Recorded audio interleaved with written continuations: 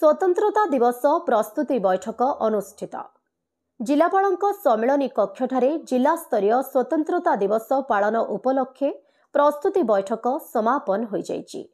अतिरिक्त जिलापाल डॉक्टर विजयानंद सेठी अध्यक्षतार अनुष्ठित सभारे अतिरिक्त आरक्षी अधीक्षक जीएन मल्लिक, बलांगीर उपजिलापाल आलोक पटेल, उपखंड आरक्षी अधिकारी प्रदीप साहू बहु संख्यारे सहरर मान्यगण्य व्यक्ति, बुद्धिजीवी, विभिन्न विभागर अधिकारी, सांस्कृतिक और सामाजिक अनुष्ठान कर्मकर्ता, विभिन्न विद्यालय और महाविद्यालय कर्मकर्ता और गणमाध्यम प्रतिनिधि माने उपस्थित थिले।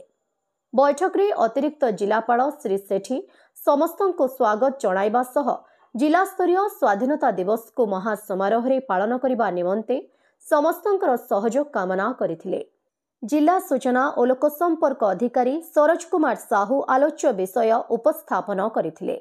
बैठकर निष्पत्ति प्रकार स्वतंत्रता दिवस दिन प्रातः 4 घटिका समय रामधुन, सकाळ 6 रु 7 घटिका समय समस्त विद्यालयर छात्र छात्री मानक द्वारा प्रभात फेरी, सरकारी और बेसरकारी अनुष्ठान और शिक्षा अनुष्ठान मानकरे जातीय पताका उत्तोलन, सहर रे थिबा महापुरुष मानक प्रतिमूर्ति रे माल्यार्पण एवं सकाळ 8:30 समय मनोहरपुर रिजर्व पुलिस पड़ियारे आनुष्ठानिक जिला स्तरीय स्वतंत्रता दिवस पालन कराजिबो भली मुख्य प्रसंग गुड़िक आलोचना होइथिला।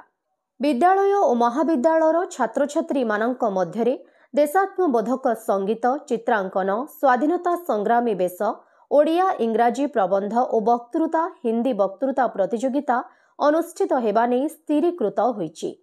शेषरे जिला संस्कृति अधिकारी श्री रश्मि रंजन मिश्र समस्त को धन्यवाद अर्पण करथिले।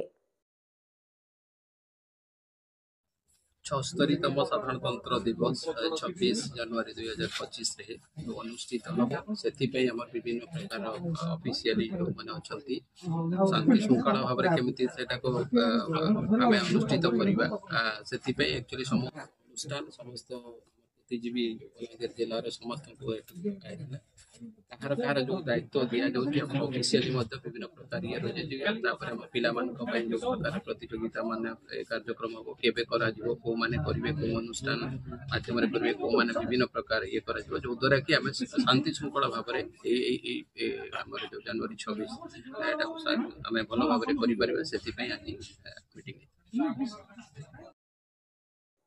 ब्यूरो रिपोर्ट, खबर खुलासा।